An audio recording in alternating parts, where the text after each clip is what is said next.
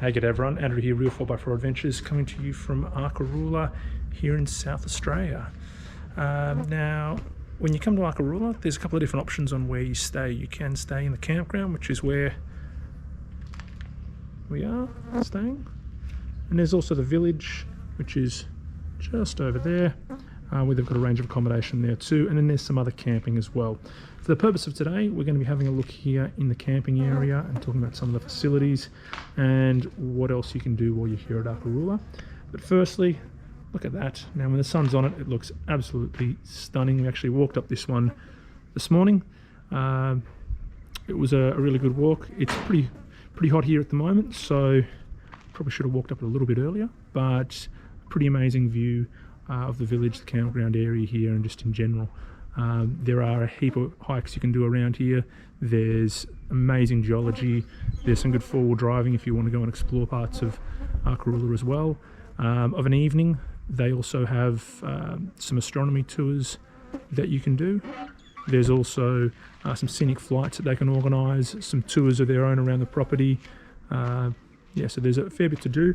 In terms of the astronomy, they do have a range of observatory I guess you call them structures around the property, and they also have some specialists that come to talk about it. The area here is also considered a darkness sanctuary. There's only a couple of them in Australia, and so it's a really great spot if you want to come and get into some astronomy. So first things first, we're going to have a look up here at the camp kitchen. So there's two sections to it. This area is the one that's furthest from everybody, and I haven't really seen it be used. You've got some tables and chairs, you've got a barbecue area. This one over here gets used a bit more. We get to use a fair bit. Again, some more tables and chairs. There's a fridge freezer, another barbecue, a sink out here for washing up, another sink over there, a toaster kettle, microwave. Now you've got a variety of powered and unpowered sites. The powered sites generally also have access to bore water.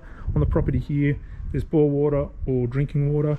The drinking water is rainwater. And so they do recommend, if you're not bringing filters and things, that you do need to carry a bit of water in here yourself. It's not for filling up big tanks with the rainwater. The bore water, on the other hand, to an extent you can, but again, water is pretty sparse out here, so just keep that in mind. But look, the campsites, there's a range of them. The ones that we can see here with the trees, they don't really provide a huge amount of shade, so when you are coming in, just keep that in mind. And the sites down the back, the unpowered sites, which I'll make my way around and have a quick look, definitely have no shade, but again, when the sun's on that, it's quite the spectacle. Now the sites are interesting. A lot of them, I would say, are probably 1.5 normal sites wide, but they kind of have them as 2, so you're a little bit at the mercy of what other people are doing around you and what potentially they had to contend with when they got here. Right now it's not too busy. When we arrived a couple of nights ago, it was very busy, and again, some of the sites could be drive-through, except for the fact that there's sites that back onto them. But again, look, right now it's not too busy, and it's pretty spacious and pretty amazing. So we'll head down here to the amenities block. We've got some items there drying out on the clotheslines. There's a couple of clotheslines here. I think there's another one on the other side of the amenities block. There's the ladies. Got some rubbish bins here. Just give it a second, just go walks past. There's also some recycling there that you can do as well. Have a look and see if anyone's in the laundry. Doesn't appear to be. So there's a coin operated laundry in there. And then you've got the toilets, the gents' toilets over here.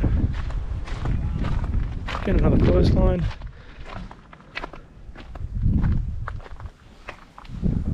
Sounds like there's some people in there, so I won't go in there, but there's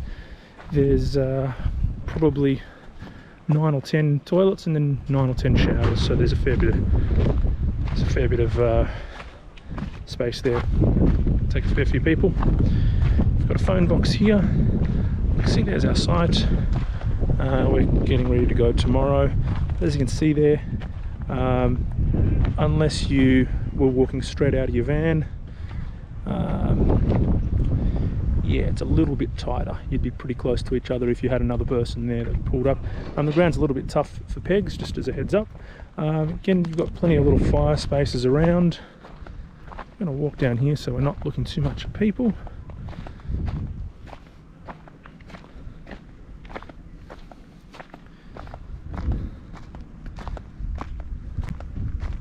So once you move out of the powered site areas there, you can pretty much camp wherever.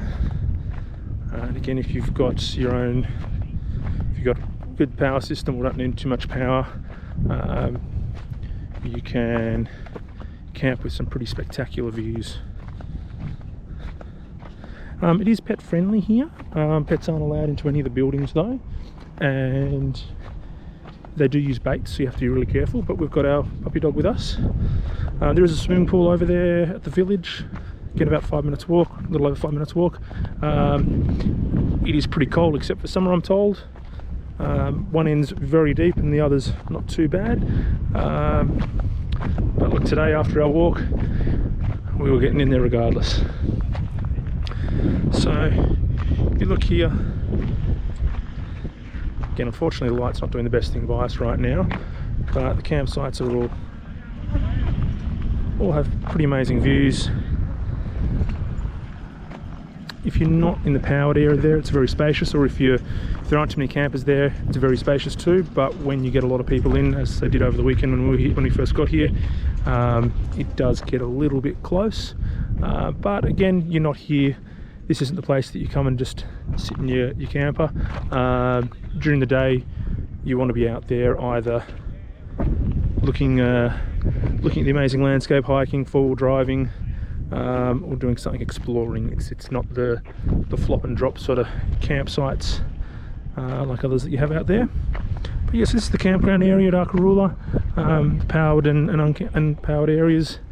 The facilities, we've been really happy with them. There is a little shop there, there's a petrol station. The shop's pretty limited, but there is a bar and restaurant there as well, so if you want to cheat some nights and just go and buy dinner, you absolutely can, and the meals are really good. So look, that's it. The campground here at Arkaroola. If you've got any questions or comments, pop them down below. If you haven't subscribed, make sure you're subscribed. And thanks for watching.